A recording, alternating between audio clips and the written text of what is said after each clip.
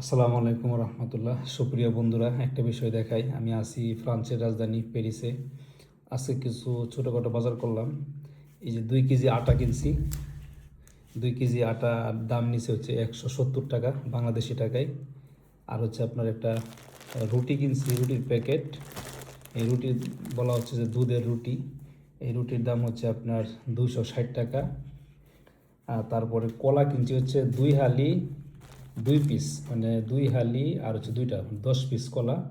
এই কলার দাম নিচ্ছে হচ্ছে 290 টাকা।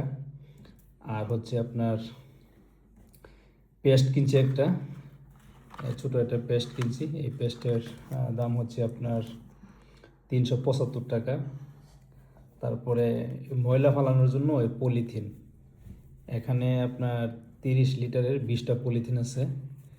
এই দেশে তো যেখানে সেখানে ময়লা ফেলানো যায় না, এই পলিথিনে ভরে নির্দিষ্ট জায়গায় ময়লা ফেলতে হয়।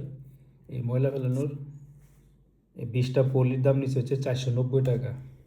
আর এই যে মার্কেট থেকে কিনলাম, এই মার্কেটে আপনার এখানে দাম টাম লেখা, এইগুলো হচ্ছে ইউরোতে হিসাব, আর আমি আপনাদেরকে বাংলা টাকায় বললাম।